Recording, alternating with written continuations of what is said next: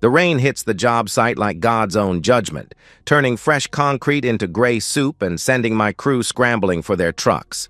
I watch the foreman wave his arms, hollering over the storm about calling it early, about Monday morning, about insurance liability. Standard Friday afternoon chaos when Mother Nature decides to remind us who's really in charge. I pack my tools methodically, wire strippers in their slot, multimeter wrapped in its case. Everything where it belongs, same as every day for 16 years. The other guys rush, cursing the weather, but I've learned that haste creates problems. Better to do it right the first time. Danny approaches, water dripping from his hard hat. "Chris, you heading home? This storm's supposed to get worse." I nod, shouldering my tool bag. "Lauren's expecting me late anyway." The lie comes easy because it's mostly true. She stopped expecting me at any particular time years ago. But today feels different. Today, I might surprise her. The drive home takes 20 minutes through sheets of rain that turn my windshield into a kaleidoscope. Our neighborhood, modest 2 stories built in the 80s, lawns that stay green if you work at it, sits quiet under the storm. I pull into our driveway and notice her car's there, which means she skipped her afternoon yoga class. The front door's unlocked. It always is. Lauren trusts the world in ways that used to charm me and now just seem naive. I step inside, water dripping from my jacket onto the hardwood we refinished 3 summers ago. The house smells like vanilla candles and something else, something masculine that doesn't belong. I call out to the empty-seeming house. "Lauren?" No answer, but I hear voices from upstairs. Laughter. Male voices, more than one, mixed with her laugh. The bright musical sound she used to make when we were dating and everything felt possible. I stand at the bottom of the stairs, rain still ticking against the windows, and listen to my wife enjoying herself with men who aren't me. Part of me wants to charge up there, demand explanations, reclaim whatever territory I've lost. The larger part just feels tired. Instead, I climb the stairs slowly, my work boots careful on each step. The voices grow clearer. Our bedroom. The doors open. I see her first, Lauren, naked from the waist up, hair loose around her shoulders like spun gold. She's laughing at something one of them said. 3 men. I recognize one from her yoga studio, another from the hardware store where she sometimes drags me on weekends. The third is younger, maybe 25, with the kind of easy confidence that comes from never being told no. None of them notice me. They're too busy with her, too caught up in whatever game they're playing to sense the husband standing in the doorway. I watch for maybe 10 seconds, long enough to understand this isn't a mistake or a moment of weakness. This is practiced, comfortable. This has been happening for a while. Then I turn around and walk back downstairs. My hands don't shake as I pack a bag. Underwear, socks, work clothes for Monday. I move through our home, the kitchen where we planned our future, the living room where we watched movies and argued about paint colors, like I'm inventorying someone else's life. I write a note on the kitchen counter. Staying at the Hampton Inn on Route 9. I almost add something about love or forgiveness or working through this, but the words feel false in my mouth. So I just sign it Chris and leave. The Hampton Inn smells like industrial carpet and broken dreams. I pay cash for a week, tell the clerk I'm between apartments. In my room, beige walls, queen bed, television bolted to the dresser, I sit on the edge of the mattress and stare at my phone. 47 missed calls from Lauren, 62 text messages that start with "Chris, please," and escalate to "you're overreacting," and finally settle into "we need to talk like adults." I delete them all without reading past the first few words. Then I change my voicemail message. "You've reached a number that's no longer in service. Do not call again." I deactivate Facebook, Instagram, everything that connects me to the person I was 6 hours ago. The man who believed in marriage vows and shared mortgages and growing old together. That man died today. I'm someone else now, someone who doesn't get surprised by his wife's laughter mixing with strangers' voices in their marriage bed. 16 years. That's how long it takes to build a life with someone, and apparently how quickly it can all become evidence in your own trial. I sit in this motel room with a legal pad, making lists like I'm preparing for an audit. I met Lauren at a job site. She was 24, working part-time at the design firm that handled the commercial space we were wiring. I was installing outlets in what would become the reception area when she walked in with fabric samples and blueprints, talking to the project manager about color palettes and natural light. She noticed me crouched beside the electrical panel. "You're the electrician." Not a question. I looked up from my work, wire strippers in hand. "Guilty as charged." The line made her laugh, a genuine sound that cut through the construction noise. We dated for 8 months before I proposed. The house came 2 years later, a 1960s fixer-upper in a neighborhood that was transitioning, which meant we could afford it if we were willing to do the work ourselves. Lauren wanted the big backyard. She talked about children running through sprinklers, birthday parties on the deck I promised to build. She walked through the empty rooms, her voice echoing with possibility. 3 bedrooms, 1 for us, 1 for a nursery, and 1 for guests. I installed every switch and outlet in that house, rewired the kitchen when we upgraded the appliances, built the deck she wanted, complete with built-in planters where she grew herbs and flowers. Every nail I drove, every wire I pulled, was an investment in our future. The fertility issues started in year 5. We tried for 2 years before seeing doctors, then another 3 years of tests and procedures and carefully timed intimacy that felt more like homework than love. After the 4th miscarriage, I held her while she cried. "Maybe it's not meant to be." She pulled back, eyes fierce through her tears. "Don't say that. Don't give up on us." So I didn't. I built the swing set anyway, because hope dies hard in men who work with their hands. It sits in our backyard now, weathered gray, waiting for children who never came. The drift between us was so gradual I almost didn't notice. Lauren started staying later at work, then picked up yoga classes. I took on overtime projects, told myself we needed the money for the next round of treatments. We stopped talking about anything deeper than grocery lists and utility bills. But I never imagined this. Infidelity was something that happened to other people. On Saturday morning, I call Mark Hendricks. We went to high school together, and he's been practicing family law for 15 years. His voice is careful when he answers. "Jesus, Chris, how are you holding up?" "I'm fine," I say, though we both know that's not true. "I need to know my options." He explains the process.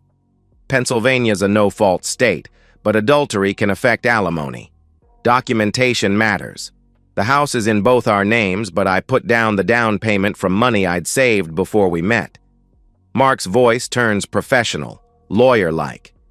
"You want advice? Control what you can control. She's going to try to make this about emotions, guilt, forgiveness, working through problems. Don't let her make it about facts." That afternoon, I drive to the bank.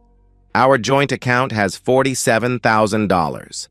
I transfer half to a new account in my name only. The house is empty when I stop by for more clothes. Lauren's car is gone, probably at her sister's place. I pack methodically. Work clothes, winter coat, the toolbox I keep in the garage for home projects. In our bedroom, I find evidence of my replacement. Men's cologne that isn't mine. Condom wrappers in the trash. A business card for someone named Derek who does personal training and lifestyle coaching. I photograph everything with my phone, then email the pictures to Mark. Evidence, documentation, facts. I walk through the house one more time. The kitchen island where we ate breakfast for 16 years. The living room where we watched movies. The guest bedroom where Lauren would disappear some evenings, claiming she needed space to think. I see it all differently now.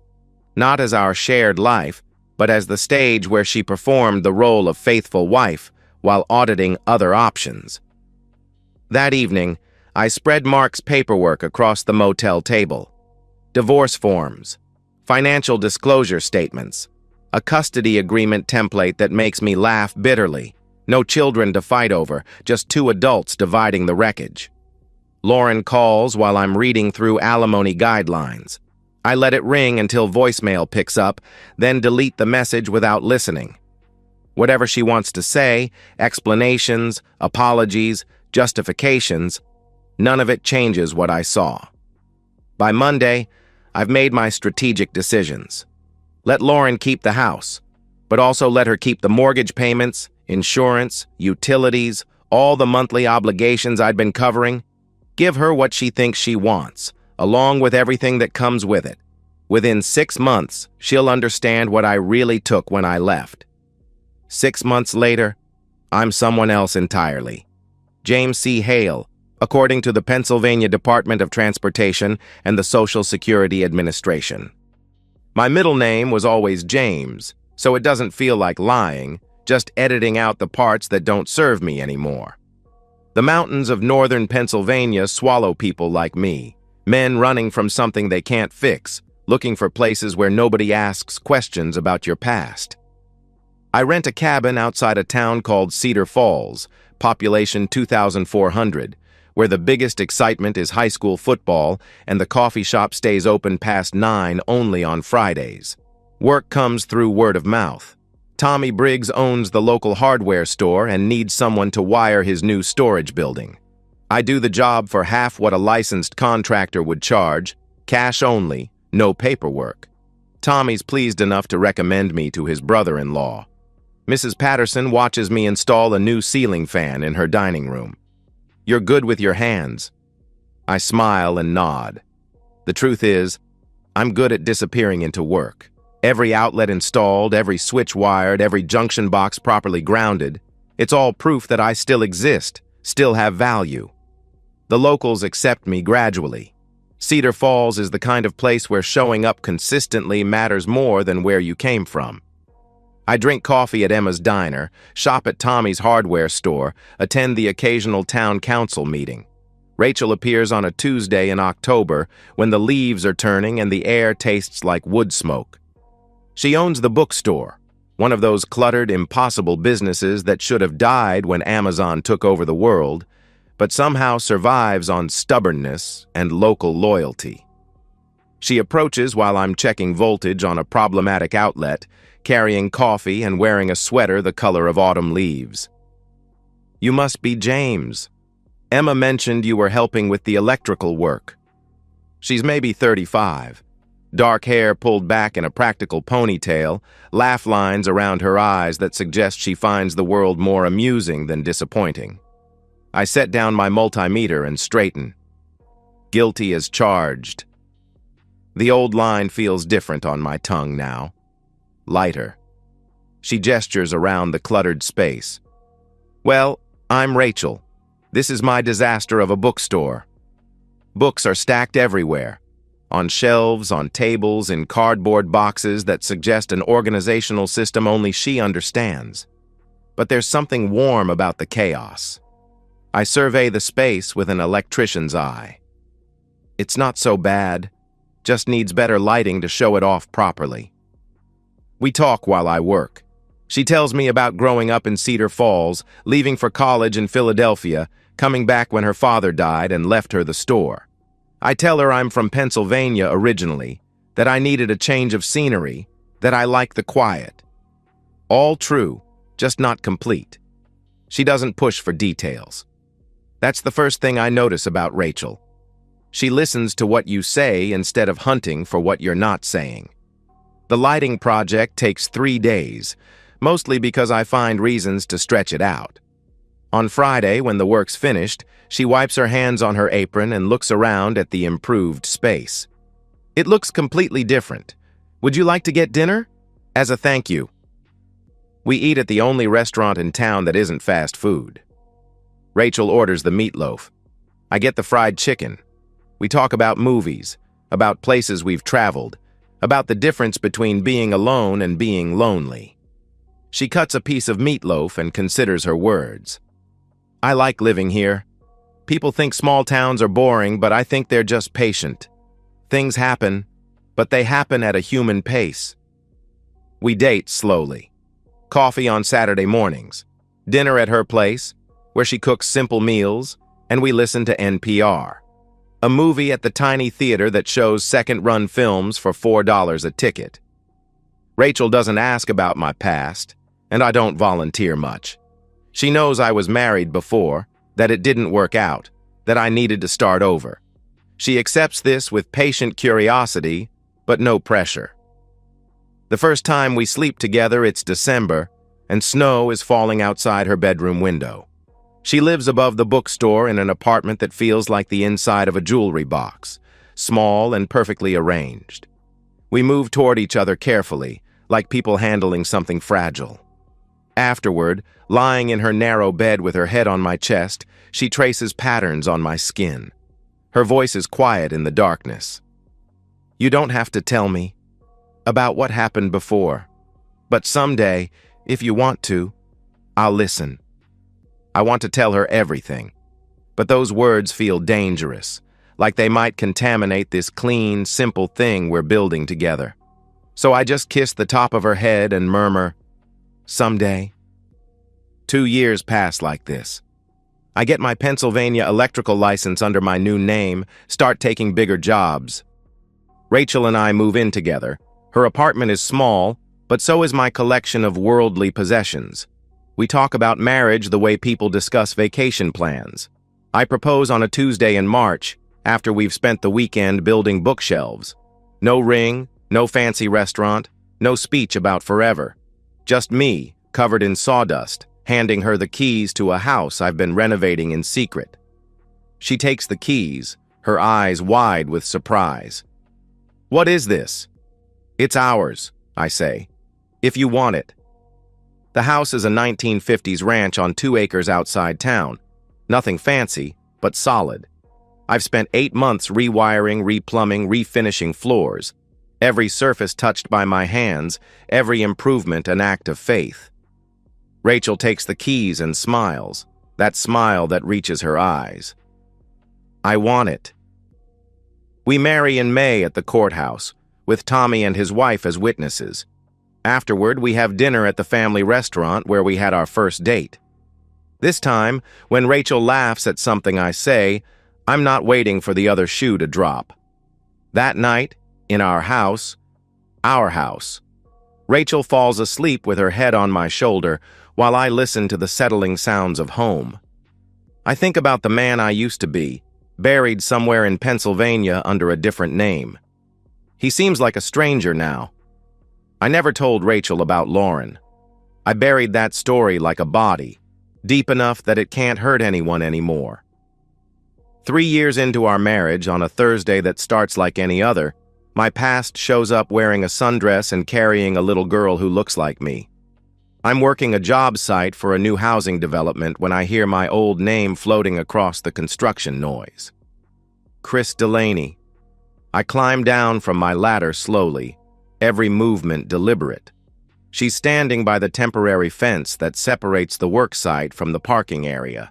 Lauren, but not the Lauren I remember. Thinner now, her face drawn in ways that speak of hard years. Next to her stands a little girl, maybe 6 years old, with blonde hair and gray eyes that look familiar in a way that makes my chest tight. Lauren's voice is careful, measured.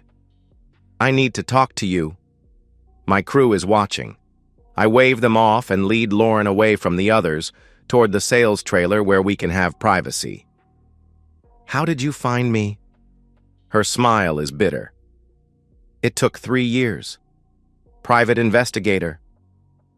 The little girl stays close to Lauren's side, one small hand clutching her mother's dress. She has my nose, my chin, the same stubborn cowlick I've been fighting my whole life. Lauren's hand rests protectively on the child's shoulder. This is Ella. She's 6 years old. I do the math. Born 9 months after I left. DNA test? I have the results in the car. Lauren's voice is steady. But you don't need them. Look at her. The resemblance is undeniable. She has my father's jawline, my mother's mouth. She's a Delaney wearing Lauren's last name. I keep my voice flat, businesslike. What do you want? The sales trailer is empty. We sit at the conference table where buyers usually review floor plans. Ella climbs into the chair next to Lauren and swings her legs, bored by adult conversation. Lauren delivers the news without preamble. Rick died. Overdose. 3 months ago. Rick. The young one from the yoga studio. I remember him laughing at something Lauren said while I stood in the doorway of my own bedroom. I'm sorry, I say, because that's what you say. Lauren's voice becomes matter-of-fact, reciting facts. We got married 2 years ago. After the divorce was final, he adopted Ella, gave her his last name. But then the drugs got worse, and the money ran out, and... She stops, takes a breath. I lost the house, foreclosure. We've been staying in motels. Why now? Because she's starting to ask questions about her father, about why she doesn't look like Rick, and because you have a right to know. I study the little girl, my daughter, coloring carefully in a book with unicorn stickers. She has my focus, my attention to detail. The child notices my attention and looks up. Hi, are you my mommy's friend? Something like that, I say. Lauren tells me the rest. How she realized she was pregnant a month after I left. How she tried to convince Rick the baby was his, but the timing didn't work. How she gave birth alone, using my insurance that was still active during our separation. Her voice softens. I named her Ella Christine. Christine for you. I don't know what I'm supposed to feel. Instead, I feel nothing. A clean, empty space where emotions should be. I'm not here to ruin your life, Lauren continues. I know you've built something new. I just thought you should know about her. I cut to what matters. How much do you need? Lauren's face shows hurt. That's not why I'm here. Everything's about money, Lauren. How much? She straightens in her chair. I don't want your money. I want you to know her. Maybe not now, but someday. She deserves to know where she came from. Does she? My voice is harder now. Does she deserve to know her father is a man who walked away from everything? Does she deserve to know her mother destroyed their family before she was even born? Lauren's voice drops to a whisper. I made mistakes, but she's innocent. I look at Ella again. Innocent. Yes. But innocence doesn't erase consequences. I can't.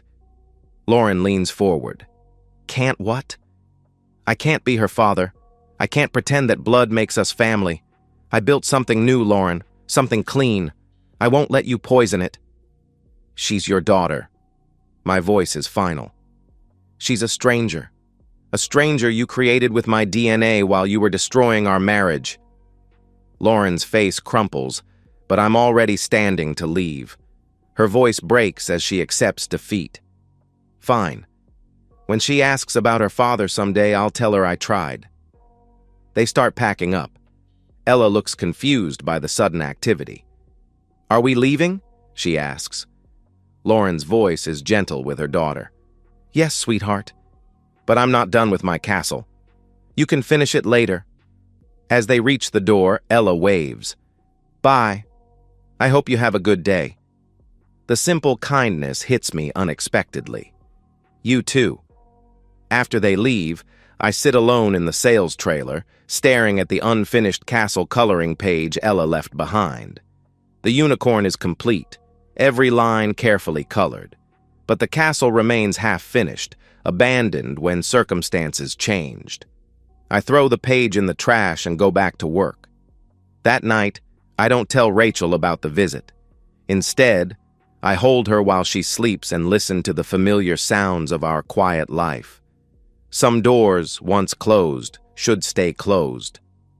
I don't sleep that night.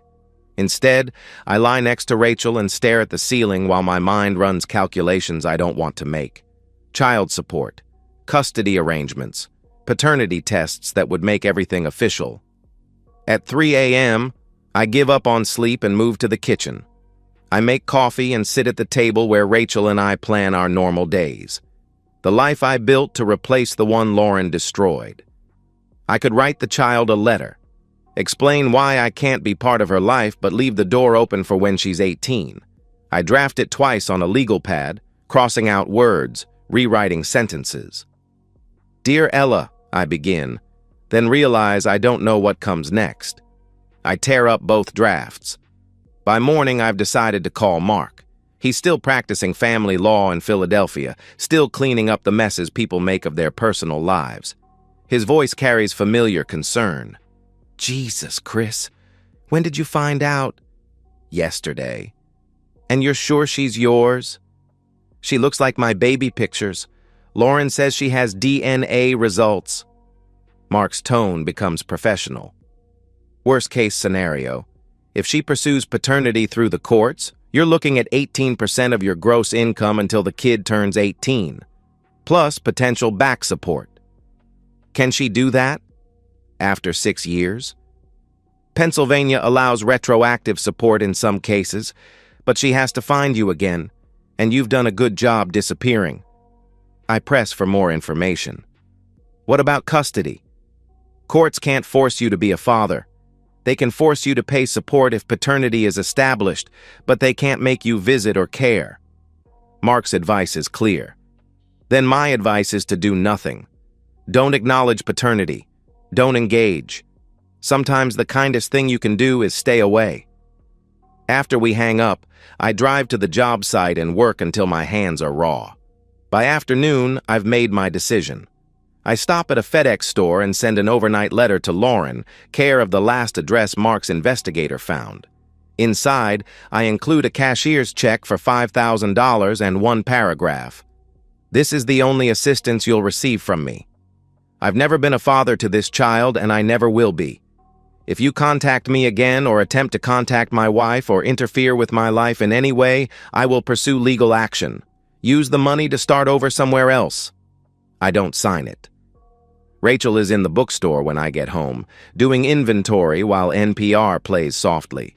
She looks up when I walk in, smiles that smile that always makes me feel like I've come home to something worth keeping. Good day? She asks.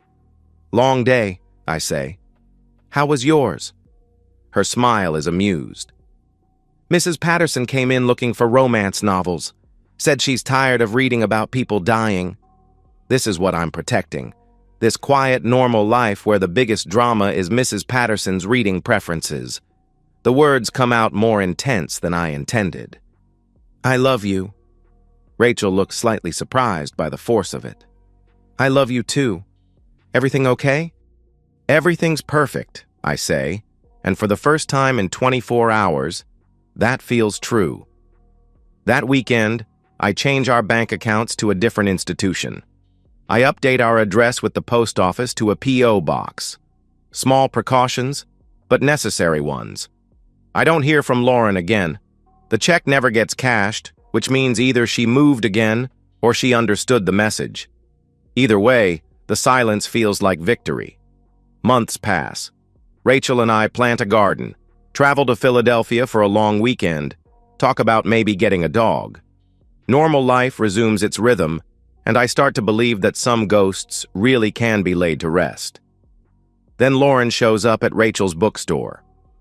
Rachel calls me at the job site on a Tuesday afternoon. Her voice is steady, but I can hear something underneath. James, there's a woman here who says she knows you. She's asking to speak with you. My hands stop moving. What's her name? She said to tell you it's about Ella. My blood turns cold. I'll be there in 10 minutes. Don't let her leave. I park outside the bookstore and see them through the window. Lauren sitting in one of Rachel's reading chairs, Ella on the floor with a picture book. 7 years old now, still carefully turning pages. Rachel meets me at the door. She won't tell me what this is about. I look at my wife and realize I can't protect her from this anymore. Her name is Lauren. She's my ex-wife. The little girl is my daughter.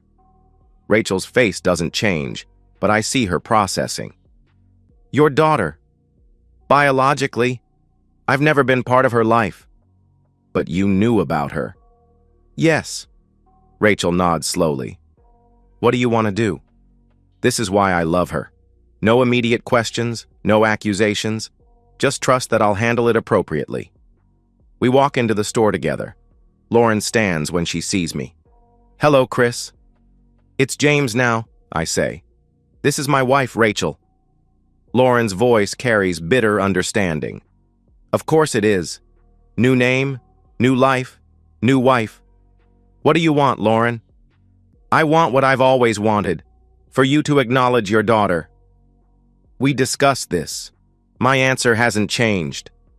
Lauren's posture straightens with determination. Things have changed.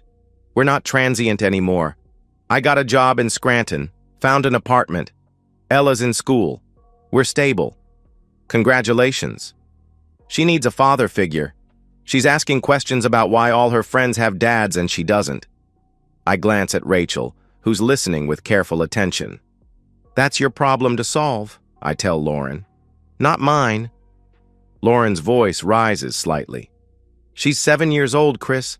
She didn't choose any of this. Neither did I. You made these choices. Every consequence that followed was your responsibility.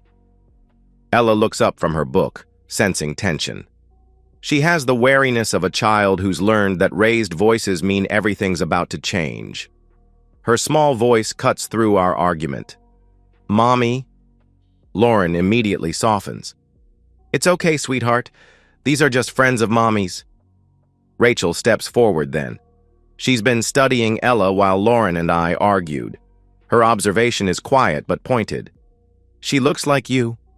Not accusatory, just observational. DNA doesn't make a family, I say. Rachel meets my eyes. No, but it makes a connection, whether you want it or not. I turn to look at my wife, surprised. I expected support, solidarity. You think I should? I think I need to understand what happened, all of it. So I tell her. Standing in her bookstore with my ex-wife and biological daughter listening, I explain everything. The betrayal, the humiliation, the calculated way I burned everything down and rebuilt myself. I found her in our bed with 3 men, I say. Not 1. 3. She'd been having affairs for years. Everything I thought was real was performance. Rachel's face shows nothing, but her hands are very still. When I left, I took half our money and let her keep the house. But I also let her keep the mortgage, the utilities, all the bills I'd been paying. Within 6 months, she lost everything. Lauren interrupts. That wasn't revenge. That was survival. Was it? Because it felt like justice. I tell Rachel about the DNA test, about Lauren's request for me to be part of Ella's life, about my decision to refuse any contact. I've built something clean with you, I say. Something honest. I won't let the mistakes of my past destroy what we have. Rachel walks over to Ella, who's been pretending to read while listening. Her voice is gentle. What's your name? The child looks up with serious eyes. Ella Christine Morrison. My daddy died, but my mommy says maybe I have another daddy somewhere. What do you think about that? Ella considers seriously. I think it would be nice to have a daddy, but only if he wanted to be my daddy. I don't want a daddy who's sad about it.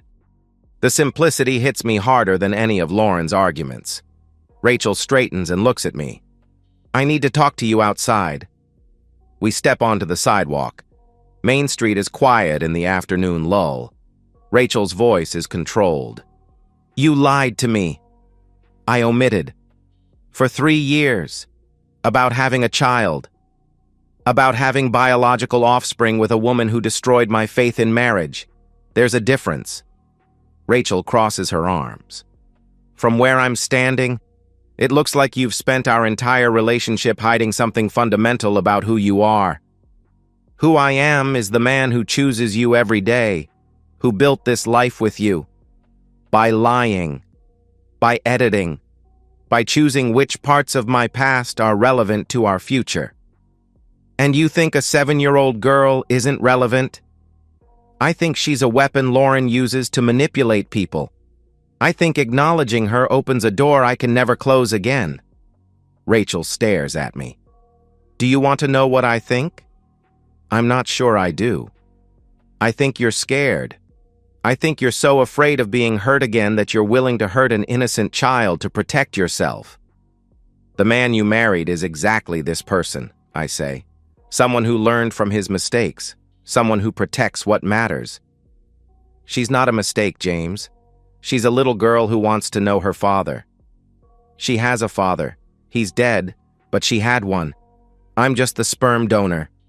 Rachel flinches. God, listen to yourself. You want me to what? Embrace fatherhood 7 years late? Welcome Lauren back into my life because she managed to get pregnant? I want you to do the right thing. I am doing the right thing. I'm protecting us. Rachel's voice is quiet but firm. It looks a lot like cowardice to me. The words hang between us like a challenge. I think about all the ways I could respond. Instead, I just feel tired. Maybe it is cowardice, I say. But this is who I am now, Rachel. This is the man you married. If that's not enough, don't turn this into an ultimatum about our marriage. This is about you and your responsibility to that little girl. I don't have any responsibility to her. You have every responsibility to her. She exists because of choices you made.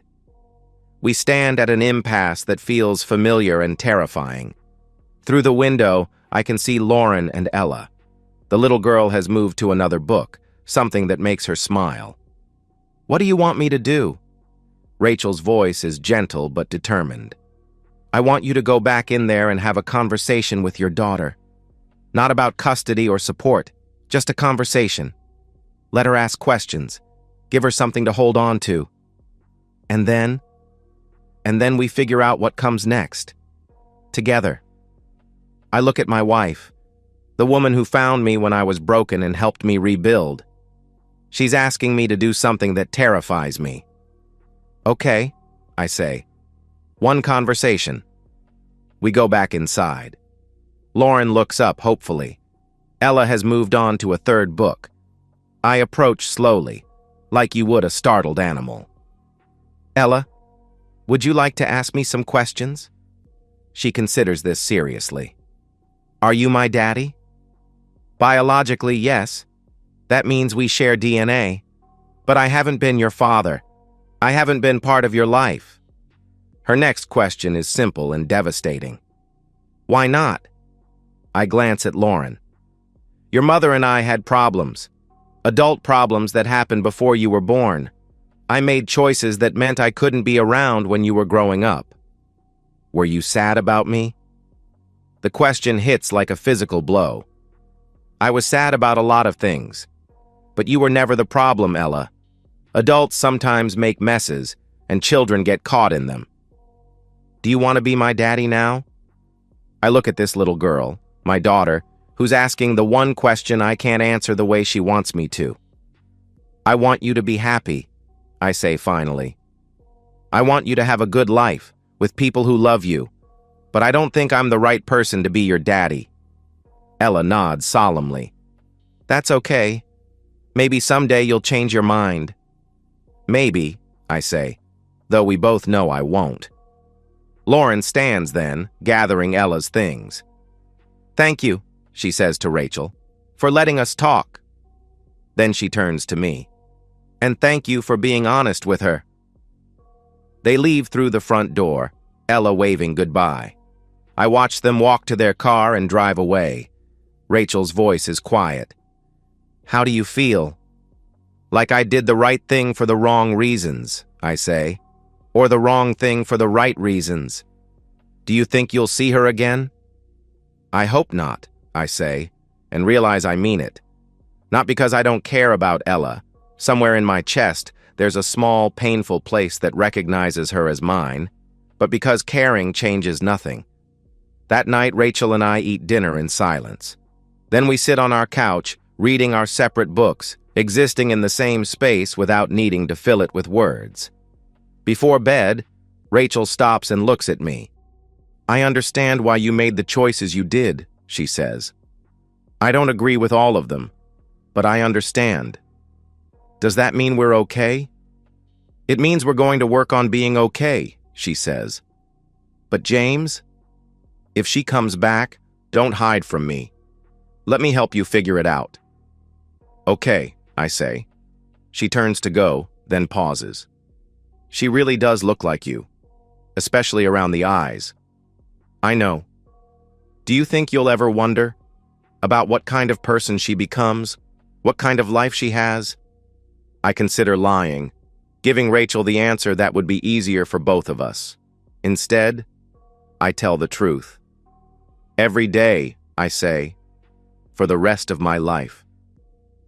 5 years later, I'm installing a ceiling fan in the master bedroom of a house that looks nothing like the one I shared with Lauren. The owners are young, late 20s, and they have that particular energy of people who still believe in forever. The husband tests the wobble with his hand. You think it'll last? The marriage, I mean, not the fan. I look at him, young, earnest, probably married less than 2 years. The fan will last 20 years if you maintain it properly. The marriage will last as long as you both choose it to last. His wife laughs from the doorway. That's not very romantic. Romance is what gets you to the altar, I say. Choice is what keeps you there. They exchange a look that suggests they think I'm being cynical. Maybe I am. Or maybe I've just learned that love without strategy is just another word for hope. Rachel and I have been married 8 years now. We know each other's rhythms, each other's silences. She runs the bookstore. I run my electrical business. We have dinner together most nights, travel once a year, argue occasionally about money or whether to get a dog. Normal life, measured in normal moments. I never hear from Lauren again. Never see Ella. Sometimes I wonder if they moved away from Pennsylvania entirely, started over somewhere that doesn't hold so many complicated memories. I hope they found something stable, something sustainable. I hope Ella got the father she deserved, even if it wasn't me. The young husband calls later with a question about the fan's remote control. His wife is laughing in the background about something unrelated. They sound happy in the careless way of people who haven't learned yet how easily happiness can be lost. The red button, I tell him. Red is power, white is light, blue is speed. Got it. Thanks. And hey, thanks for the advice earlier, about choice and all that. You're welcome. Can I ask you something? Are you happy? With your choice, I mean. I look at Rachel, still reading in the golden light of evening. At our house, our life, our quiet understanding of what we both need to feel safe in the world. I'm content, I say, which is better than happy, because it doesn't depend on circumstances staying the same. After I hang up, Rachel and I finish our books and go inside. We brush our teeth, check the locks, turn off the lights. Domestic rituals that anchor us to the life we've built together. In bed, with Rachel's head on my shoulder and her breathing settling into sleep, I think about the man I used to be. Christopher James Delaney, who believed in forever and second chances and the power of love to overcome any obstacle. He seems like a stranger now, someone I knew briefly but never really understood. I don't miss him.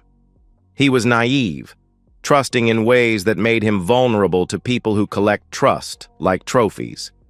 But sometimes I wonder what he would think of the choices I've made, the bridges I've burned, the way I've learned to protect what matters by refusing to expand the definition of what matters. He would probably call me a coward. He would probably say that running away isn't the same as moving forward, that changing your name doesn't change who you are underneath. Maybe he'd be right. Maybe I am a coward who learned to dress up self-preservation as principle. Maybe I robbed Ella of a father and myself of a daughter because I was too damaged to risk being hurt again. But cowards live longer than heroes, and smart choices compound over time into something that resembles wisdom. I built a life that works. I married a woman who accepts the edited version of myself I was willing to share. I sleep soundly in a house where no one can surprise me with their capacity for betrayal. Some people might call that a small life, a careful life, a life limited by fear of what might go wrong. They might be right, but it's mine, and I chose it. And I wake up every morning grateful for the specific combination of circumstances that allows me to exist without apology. That has to be enough. Because the alternative, staying open to all the ways love can destroy you, requires a kind of courage I used to have but lost somewhere in a Hampton Inn on Route 9, along with everything else I thought I knew about forever. Rachel murmurs something in her sleep and shifts closer. I close my eyes and listen to the sound of our house settling around us, solid and secure, and exactly as far from the past as I could make it. In the morning, I'll install outlets in someone else's dream house. Rachel will sell books to people looking for other lives to inhabit temporarily. We'll have coffee together and read different sections of the newspaper and plan our weekend like the married couple we are. It's not the life I planned when I was young and stupid enough to think planning mattered. But it's the life I chose when I learned the difference between what you want and what you can survive. I didn't bury Lauren to punish her. I buried her so I could breathe again. Some wounds are too deep to heal around other people.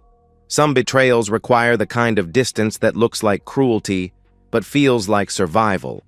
And survival, it turns out, is its own kind of victory, even when it doesn't feel like winning, even when it costs more than you thought you could afford to pay.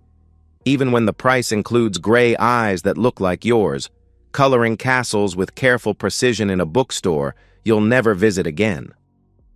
And so, we've reached the end of today's story. Was it what you expected, or did it take a twist you didn't see coming? I'm curious to hear your thoughts. Share them in the comments below, and let's get a conversation going. If this story kept you hooked, make sure to hit that like button. And if you're new here or just haven't subscribed yet, now's the perfect time to join our community. I bring you fresh, captivating stories every day, so click that subscribe button and turn on notifications so you never miss out. Thanks for watching, and I'll see you in the next one.